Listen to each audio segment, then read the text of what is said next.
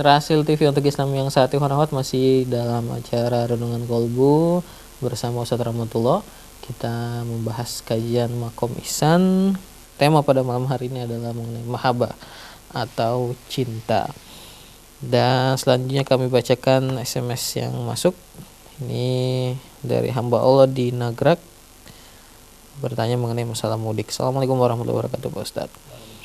Saya seorang kepala keluarga, kebetulan kampung di Jawa Timur. Saya sendiri ingin sekali mudik, tetapi istri dan anak tidak mengizinkan, alasan ekonomi. Tapi saya juga ingin membantu dan silaturahim kepada keluarga. Bagaimana solusi dan pendapat Pak Ustadz? Seharusnya lebih mementingkan yang mana terlebih dahulu? Ya, baik, terima kasih. Ya, sesungguhnya begini. Mudik itu kan sesungguhnya sesuatu yang mubah ya. Tentu saja kalau umpamanya mudik, tentu kan perlu biaya. Ya, artinya kalau ada biaya ya nggak ada masalah kalau mudik gitu. Tetapi kalau misalnya tidak mempunyai biaya ya mau mudik, nah ini kan itu kan sesuatu yang tidak mungkin gitu. Sehingga di situ yang menjadi faktor penentu itu adalah sesungguhnya biaya mudik itu gitu. Ya saya rasa kalau tadi dikatakan istri barangkali istri barangkali memikirkan dari sisi biaya. Ya tentu saja itu dikompromikan lah ya. Artinya kalau mau pulang itu misalnya sesungguhnya mudik itu kan bukan sesuatu yang wajib, tapi sesuatu yang mubah gitu. Ya kalau umpamanya punya duit ya enggak apa-apa pulang. Nah, tapi ketika itu punya uang terus kemudian mudik tujuannya silaturahim, malah itu jadi sunnah gitu. Sehingga kata kuncinya adalah ya kepada biaya pulangnya. Ya, pulang pergi tentu saja ya. Kalau biaya pulang pergi misalnya ada biaya ya nggak apa-apa mudik. Tapi kalau misalnya nggak ada biaya bagaimana mau mudik? Ya sesungguhnya itu saja persoalannya gitu. Barangkali itu wallahu a'lam. Baik ya, semoga terjawab.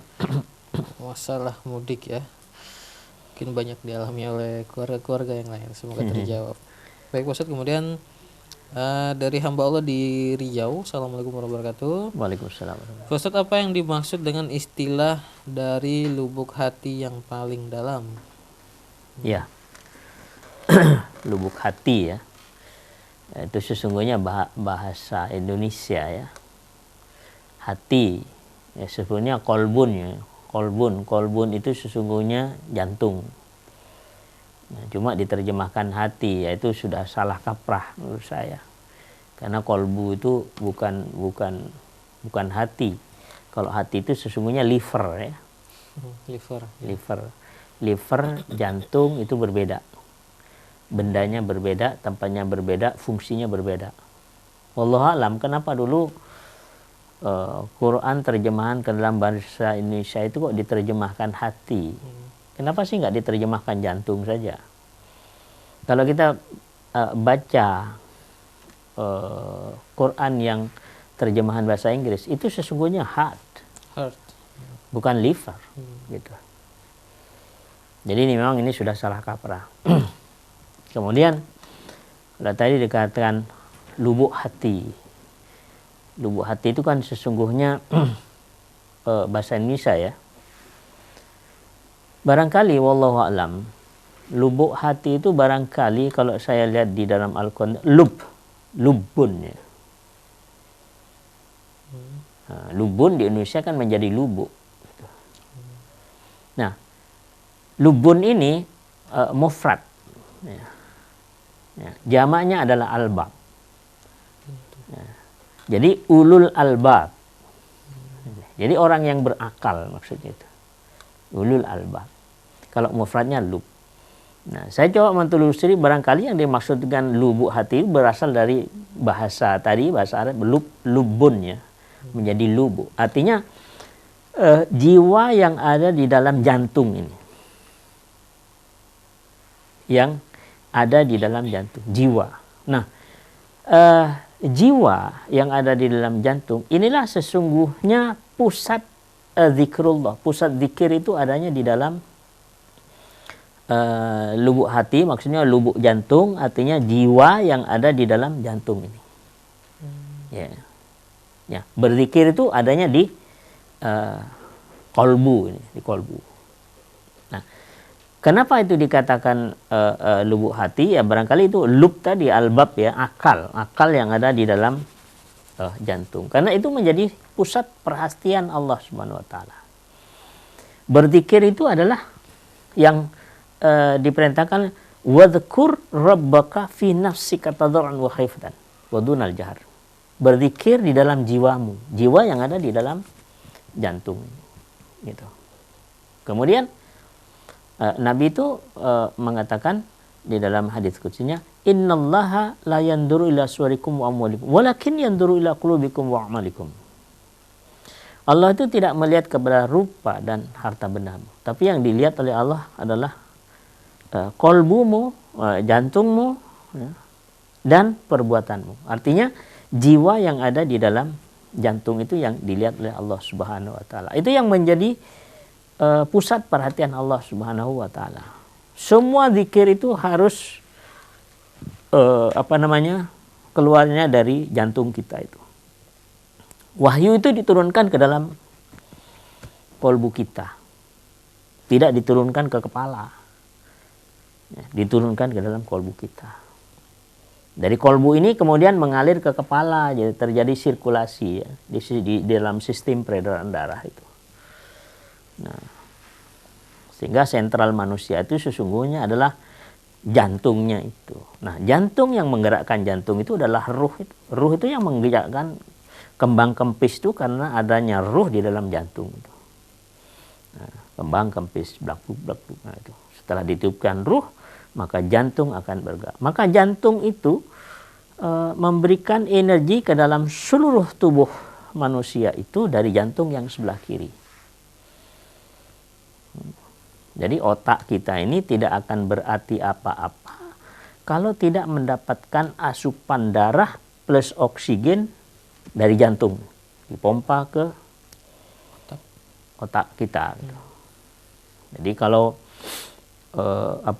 sentral kehidupan manusia itu adalah di jantungnya itu. Yang dilihat oleh Allah adalah itu. Dan itu di dalam sistem peredaran darah atau di dalam tubuh kita itu adalah jantung itu adalah satu instrumen yang tidak pernah berhenti dan tidak diperintah oleh siapapun. Nah, kalau kepala, tangan misalnya, tangan, kaki itu kan diperintah oleh otak kita suruh bergerak gitu. Tapi otak tidak bisa merintah jantung. Berhenti pun nggak bisa. Nah, berhenti pun jangan gitu. Maka otak itu punya ketergantungan kepada asupan darah dan oksigen yang dipompakan dari jantung kita. Jadi kalau dikatakan di dalam hadis qudsi itu bahwa menjadi kolbu itu menjadi pusat perhatian Allah, memang disitulah sentral kehidupan manusia ya. Barangkali di situ yang dimaksudkan. Wallahu a'lam. Baik ya, kita ditanya mengenai ungkapan dari lubuk hati. Jadi sebaiknya dari lubuk jantung. Lubuk jantung pas gitu ya. Iya. Baik, Pak Ustadz, dan mungkin ini pertanyaan terakhir ya Pak Ustadz, kita dibatasi waktu. Ada pertanyaan dari Pak Agus. Assalamualaikum warahmatullahi wabarakatuh Pak Ustadz. Waalaikumsalam. Ustadz, di sisa hari Ramadan ini bagaimana kiat-kiat menguatkan ihsan di hati ini? Dan bagaimana tips memanfaatkan itikaf di akhir Ramadan? Saya sangat ingin umroh di akhir Ramadan seperti orang-orang yang punya kemampuan tapi belum mampu. Apakah ada amalan lain yang sebanding? Katanya. Ya. Kalau di bulan Ramadan itu ya umroh Ramadan ya. Itu di dalam hadis Nabi itu nilainya sama dengan haji bersama Rasulullah SAW. Gitu. Jadi memang istimewa sekali umroh di bulan Ramadan itu.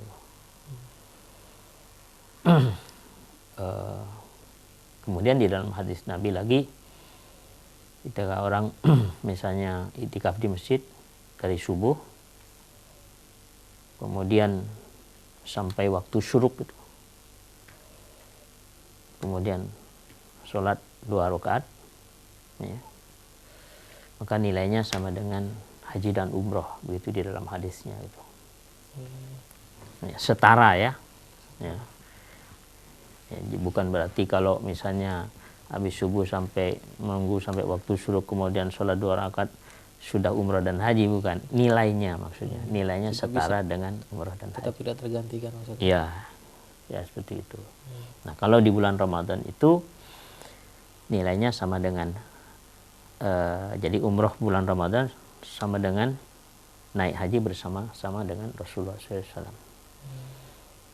Ditambah lagi pada 10 hari yang terakhir itu malam Qadar ya. Itu kan nilainya lebih baik daripada 1000 bulan. Kalau nilai kebaikannya lebih baik daripada 1000 bulan, ya kan? Nah, segala nilai ibadah yang dilakukan di Masjidil Haram itu dikalikan 100.000 kali kan. Kalau di Masjid Nabawi itu 1000 kali. 1000. Maka begitu murahnya fasilitas yang difasilitasi oleh Allah sangat luar biasa. Ya, kalau misalnya tadi itu misalnya kepingin umrah di bulan Ramadan, minta saja kepada Allah gitu. Minta dulu maksudnya. Iya, minta. Jadi sesungguhnya begini. Jangan melihat kemampuan kita ya. Jangan hitung-hitungan. Iya. Saya memandang apakah itu umroh atau haji, ya kan. Orang itu bisa umroh atau haji karena memang panggilan Allah. Jadi bukan orang-orang yang umroh atau haji itu karena dia punya duit, enggak. Ada yang punya duit enggak mau umroh haji gitu. Karena panggilan Allah. Jadi walaupun tidak punya uang, bisa saja kalau itu dipanggil sama Allah berangkat juga. Dengan cara apapun ya. Iya. Ada saja kadang-kadang orang itu udah kamu berangkat, saya umrohin, saya hajiin gitu. Ya. Jadi apa namanya, ada satu hakikat yang sangat luar biasa. Ketika Allah punya mau, maka kita jangan sekali-kali melihat kemampuan kita. Bagi Allah mau mudah saja. Gitu. Maka itu sesungguhnya keyakinan yang begitu kuat semacam itu akan dimiliki dengan makom ihsan tadi gitu. Makom ihsan. Jadi semuanya serba mungkin. Ya, bagi Allah sesungguhnya tinggal kun fayakun, jadi gitu. Barangkali itu, wallahu a'lam. Baik, alhamdulillah, semoga sedikit beri semangat Ustaz ya. Ya. Mengenai pertanyaan Bapak tadi, dan sebagai penutup Ustaz, kesimpulan dari tanya jawab kita dan juga kajian mengenai mahabbah atau cinta ini, silakan. Ya.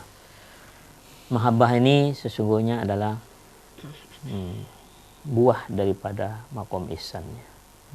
Antara lain mahabbah. Sesungguhnya banyak buah-buah yang akan dihasilkan dari makom ihsan. Ketika kita menghadirkan Allah dalam keadaan berzikir atau berdoa kepada Allah Subhanahu wa taala, maka Allah berikan cahaya yang masuk ke dalam jiwa kita itu menjadi sebuah kasih sayang atau kecintaan atau mahabbah. Maka mahabbah yang ada di dalam jiwa kita itu akan melahirkan sebuah akhlakul karimah, ya. Akan menjadi sebuah akhlak yang memberikan dampak secara horizontal, secara hablum minan nas. Jadi bahkan cinta ini adalah ukuran daripada, salah satu ukuran daripada keimanan. Iman itu adalah cinta, iman itu adalah keindahan. Sehingga akan berdampak kepada kehidupan sakinah, mawaddah, warahmah. Semuanya itu adalah bersumber daripada makom ihsan yang akan melahirkan cinta, kasih sayang, ya.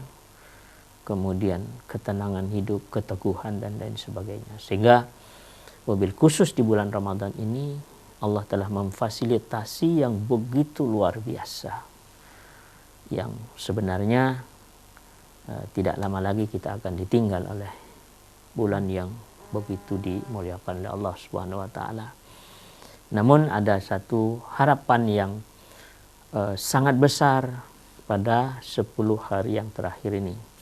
Mudah-mudahan kita semuanya yang mendengarkan pencerahan ini, Allah akan berikan sebuah malam kemuliaan yang lebih baik daripada 1000 bulan. Maka di situ pada saat kita berzikir kepada Allah, meminta kepada Allah, prosesnya adalah makom ihsan. Artinya harus dilakukan secara khusyuk. Bagaimana kita menghadirkan seolah-olah kita sedang bersama-sama dengan Allah. Kita sedang mensucikan Allah. Kita sedang membesarkan, ya, memuji dengan kebesaran Allah. Maka kondisi yang semacam itu, khususnya di bulan Ramadan ini, akan memberikan satu nilai tertinggi, sehingga Allah akan berikan malam qadar, sebuah nilai yang tertinggi di bulan Ramadan ini akan diberikan kepada kita sekalian. Amin ya rabbal alamin. Itu saja, kurang lebihnya mohon maaf. Subhanakallahumma wa bihamdik, asyhadu an la ilaha illa anta, astaghfiruka wa atubu ilaik. Assalamualaikum warahmatullahi wabarakatuh. Waalaikumsalam warahmatullahi wabarakatuh. Terima kasih banyak Pak Ustadz, jazakallahu khairan atas tausiahnya, ilmu dan juga motivasi yang disampaikan untuk kita semua di malam hari ini.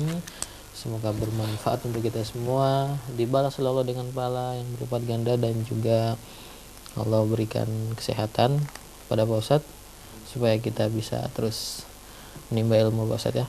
Amin ya rabbal alamin. Dan juga ikhwan akhwat yang sudah ikut berpartisipasi, terima kasih banyak, dan mohon maaf yang pertanyaannya tidak dapat kami bacakan karena keterbatasan waktu.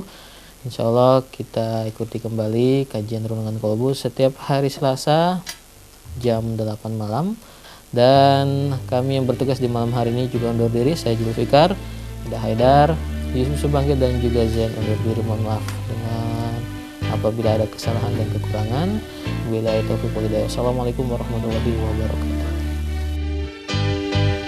Li khamsatun ukfi bihi nar al-jahim bil hatima al-mustafa wal murtada wa ibnahuma wa fatima. Li khamsatun ukfi bihi nar al-jahim bil hatima al-mustafa wal murtada wa ibnahuma